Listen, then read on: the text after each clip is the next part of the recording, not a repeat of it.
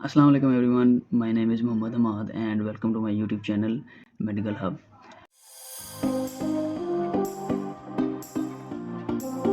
इस चैनल में आपको मेडिसिन से रिलेटेड इन्फॉर्मेशन प्रोवाइड करूंगा, यानी कोई भी मेडिसिन है उसे हम किस तरह से इस्तेमाल कर सकते हैं, उसके साइड इफ़ेक्ट के बारे में, या कौन सी ऐसी कंडीशंस हैं या कौन से ऐसे पेशेंट हैं जो इसे इस्तेमाल नहीं कर सकते। तो आज की जो हमारी पहली मेडिसिन है जिसके बारे में हम डिस्कस करेंगे वो है डिक्लोरोन यानी डिक्लोफेनिक सोडियम। तो जो डिक्लोफेनिक सोडियम है उसे हम एनाल्जेसिक के तौर पे भी इस्तेमाल कर सकते हैं। इसके अलावा हम इसे इन्फ्लेमेशन के तौर पे भी इस्तेमाल कर सकते हैं, यानी एंटी इन्फ्लेमेटरी के तौर पे भी इस्तेमाल कर सकते हैं, यानी पेन की सूरत में और सोजिस की सूरत में भी हम इसे इस्तेमाल कर सकते हैं। इसके अलावा ऑस्टियो आर्थराइटिस में भी हम इसे इस्तेमाल कर सकते हैं, यानी हमारे जो जोड़ हैं उनमें जो कार्टिलेज होता है उसकी डीजनरेशन हो जाती है, जिसकी वजह से चलने फिरने में बहुत ज़्यादा मसाइल पैदा होते हैं और इसके अलावा बहुत ज़्यादा पेन प्रोड्यूस होता है। तो उस पेन के रिलीफ के लिए हम इसे इस्तेमाल कर सकते हैं। इसके अलावा रूमेटॉइड आर्थराइटिस में भी हम इसे इस्तेमाल कर सकते हैं। रूमेटॉइड आर्थराइटिस में क्या होता है कि हमारे जो जोड़ हैं उनमें सोजिश पैदा हो जाती है, तो उस सोजिश के रिलीफ के लिए या उस सोजिश की वजह से जो पेन होती है उसको ओवरकम करने के लिए भी हम इसे इस्तेमाल कर सकते हैं। इसके अलावा पेरी आर्थराइटिस में भी हम इसे इस्तेमाल कर सकते हैं। पेरी आर्थराइटिस में क्या होता है कि हमारे जोड़ों के इर्द गिर्द जो है केमिकल की डिपोजिशन हो जाती है, तो उस डिपोजिशन की सूरत में बहुत ज़्यादा पेन प्रोड्यूस होता है, उसमें भी हम इसे इस्तेमाल कर सकते हैं। इसके अलावा लोअर बैक पेन में भी हम इसे इस्तेमाल कर सकते हैं।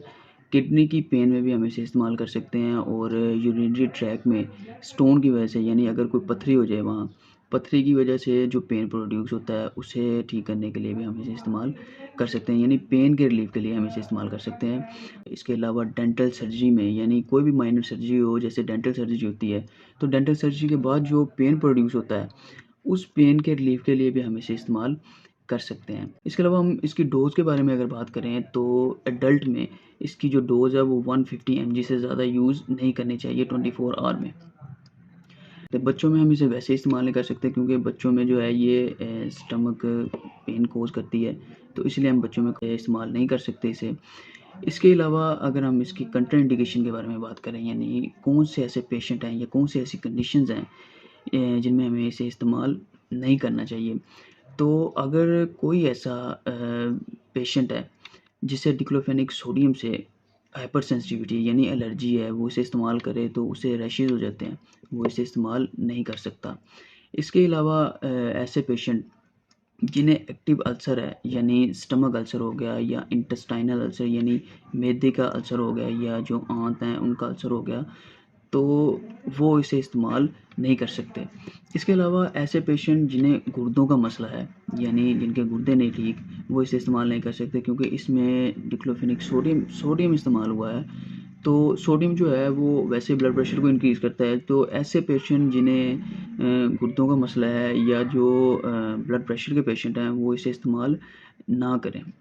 इसके अलावा थर्ड ट्राइमेस्टर ऑफ प्रेगनेंसी, यानी आखिरी जो 3 महीने होते हैं प्रेगनेंसी के, उसमें हम इसे इस्तेमाल नहीं कर सकते, मतलब बिल्कुल भी इसे इस्तेमाल नहीं करना चाहिए।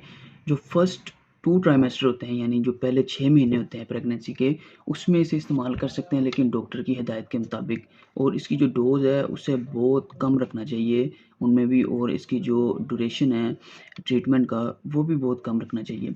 इसके बाद हम देखेंगे कि जो साइड इफ़ेक्ट हैं इसे इस्तेमाल करने से, कौन-कौन से हमें साइड इफ़ेक्ट देखने को मिलते हैं।